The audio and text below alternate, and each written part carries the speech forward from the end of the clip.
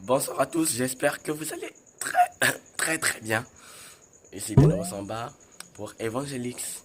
Et ce dont je voudrais vous parler aujourd'hui, c'est l'humilité. Bon, il y avait un cours que j'avais fait sur le principe de l'humilité pour Laborina Studio. Et la vidéo est encore en cours, donc elle sera publiée d'ici peu. On voit dans la vie courante des cas où les gens s'attachent à l'orgueil. J'avais créé une expression qui s'appelle être drogué par son ego. Et il y a de ces gens qui sont drogués par leur ego, c'est-à-dire ils sont attachés à leur ego, ils ne sont pas humbles, ils sont égoïstes, ils sont orgueilleux, ce genre de choses. Mais en tant qu'enfants de Dieu, nous devons enseigner les rudiments, nous devons parler des choses qui font vivre l'âme, pas des choses qui sont passagères ou éphémères. Donc ce dont nous allons parler aujourd'hui, c'est l'humilité. Ok, c'est juste un petit thème que je vais aborder, mais c'est un grand thème également parce que beaucoup de serviteurs de Dieu n'arrivent pas à l'humilité. Ils veulent montrer tout ce qu'ils ont et ils prennent tout cela pour acquis. Ils pensent que ils ont tout, donc c'est fini. Et ils veulent se faire valoriser en montrant tout ce qu'ils ont, en mettant l'orgueil en avant. Or, ce n'est pas nécessaire du tout. Mais vous devez savoir que ce n'est pas important de montrer que j'ai ceci, j'ai cela.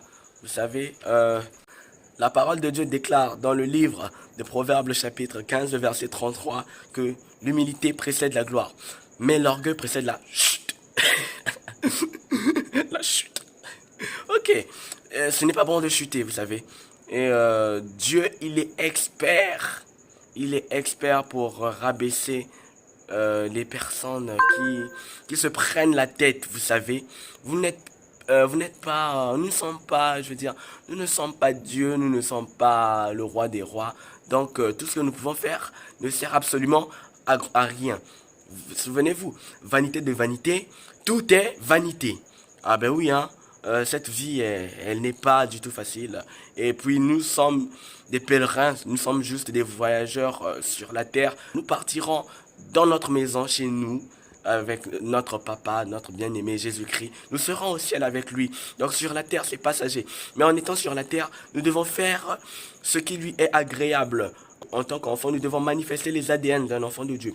Donc l'humilité précède la gloire. Vous voyez, on dit on les reconnaîtra à leurs fruits. Et ces fruits-là, on doit avoir ces fruits-là que Jésus avait, la manifestation de ce que Jésus avait.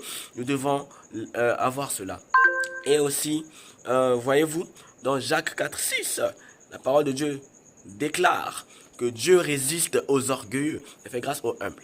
Vous devez être humble, peu importe la situation. Ce n'est pas parce que tu t'es acheté des voitures que tu te crois supérieur aux autres. Ce n'est pas parce que tu peux avoir un billet d'avion, voyager, que tu es forcément plus important que les autres qui vont à pied ou qui n'ont pas de moyens de transport.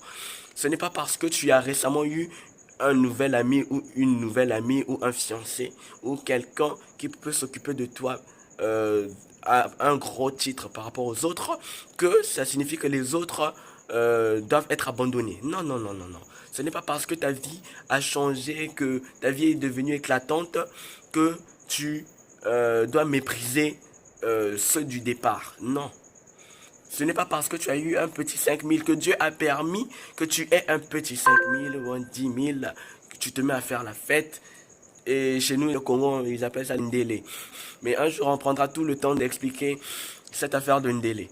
Mais je veux dire quoi? C'est que le monde aujourd'hui est tellement trop ancré dans cette affaire de vouloir se rendre important. Je ne sais pas pourquoi vous cherchez la gloire. Ne cherchez pas la gloire, s'il vous plaît. La gloire, elle est à Dieu. Tout ce que nous devons faire, c'est pour la gloire de Dieu. Rappelez-vous que cherchez premièrement le royaume et la justice de Dieu. Et toutes ces choses vous seront données par-dessus. Mais vous cherchez la gloire. Alors Dieu, vous le mettez où? Rappelez-vous, entre l'eau de la pompe et l'eau qui est dans le fût, c'est-à-dire dans le tonneau, je préfère aller me recharger, me ressourcer avec l'eau de la pompe parce que je veux dire quoi? La pompe ici, c'est la source, d'accord?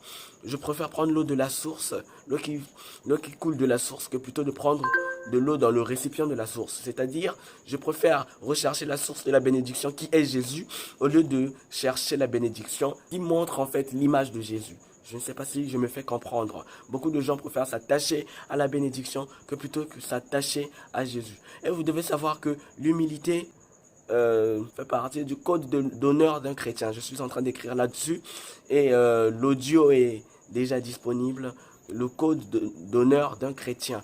Et voyez-vous, dans le code d'honneur d'un chrétien, il figure l'humilité. Ah ben oui, l'humilité. Comment peux-tu prétendre être enfant de Dieu si tu n'es pas humble, si tu ne peux pas reconnaître ce que l'autre est, si tu ne peux pas faire passer aussi les autres avant toi.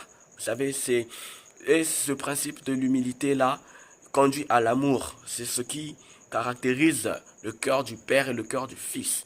Voyez-vous, lorsqu'on regarde dans le livre d'un Corinthiens, le chapitre 13, le verset 4, quelque part on dit que l'amour n'est point envieux, il ne cherche point son propre intérêt. Il faut faire passer aussi les autres, parfois, le plus souvent, avant nous. Il y a plus de bonheur à donner qu'à recevoir. Mais beaucoup de gens refusent de l'accepter ou de l'admettre. Tout le monde veut penser à soi-même. Ce n'est pas mauvais, mais on ne doit pas écraser ou minimiser les autres. On n'a pas à se vanter. Il y a tellement trop de vantards. Non, mais pourquoi? Le souffle de vie, ce n'est pas quelque chose de gratuit. C'est quelque chose que Dieu nous donne. Je ne sais pas si je devrais dire par compassion, mais c'est par sa bonté. Sa parole déclare que ses compassions ne sont point épuisées. Ok? Sa bonté se renouvelle chaque matin. Ses bontés se renouvellent chaque matin. C'est-à-dire la bonté qu'il avait hier. Aujourd'hui, c'est une autre bonté qui s'est rechargée automatiquement parce que Dieu est amour. Mais si vous prenez ça pour de la blague, pour de l'amusement, vous ne comprendrez pas. Donc s'il vous plaît, je vous exhorte donc, avec le peu que vous avez, rendez grâce à Dieu. Ne faites pas du n'importe quoi. Pour être humble, il faut être sensé. Oui, mais pour être sensé, il faut avoir la crainte de l'Éternel. Parce que la parole de Dieu déclare dans le livre de Proverbes, le chapitre 9, quelque part on dit que le commencement de la sagesse, c'est la crainte de l'Éternel. Donc quand tu crains Dieu, tu es sage automatiquement. Mais si tu ne crains pas Dieu, ben, tu ne peux pas être sage. Et puis, quand tu crains Dieu, tu ne peux pas faire n'importe quoi. Mais regardez aujourd'hui, on fait tous n'importe quoi. Mais pourquoi? Où est-ce qu'on met Dieu? Où est-ce qu'on met Dieu, s'il vous plaît? Nous devons refléter l'image de Dieu parce que nous sommes faits à son image, s'il vous plaît. Donc, soyons humbles, c'est ce que je tenais à vous dire. Peu importe ce que vous serez, peu importe ce que vous deviendrez, n'oubliez pas d'où vous êtes parti. N'oubliez pas ce que vous étiez, n'oubliez pas ce que vous êtes en Christ. Parce que ce n'est plus vous qui vivez, mais c'est le Christ qui vit en vous. Et vous devez manifester les fruits de Christ. Donc, je vous en prie, pensez à tout ce que je viens de vous dire. C'est très très important. Et j'espère qu'on se reverra très très bientôt, face à face. Pas au téléphone, mais face à face. Et que Dieu vous bénisse. Vraiment, je suis très heureux de vous adresser la parole encore aujourd'hui. Et c'est un plaisir d'avoir démarré le projet évangélique. En tout cas, que Dieu soit glorifié. Et oui, j'ai besoin de vos prières pour notre équipe. Priez, la parole de Dieu déclare. Prier les uns pour les autres. Nous devons prier les uns pour les autres. C'est le plus important. On ne demande pas de prier pour nous-mêmes, non, mais quand tu intercèdes pour l'autre, le Saint-Esprit aussi agit et il agit puissamment. Donc, d'un commun accord, si vous priez pour moi et tout comme je prie pour vous, que le Seigneur vous restaure, qu'il vous fortifie, qu'il vous donne la joie, et également prier pour que je sois toujours en mesure de pouvoir me tenir en face de vous pour vous parler de la part du Seigneur. Donc, ce fut un réel plaisir et je suis votre humble serviteur. Oui, humble. Je suis votre humble serviteur, le frère bienheureux. Et j'espère qu'on se reverra très très bientôt. Que Dieu vous bénisse. Soyez humble.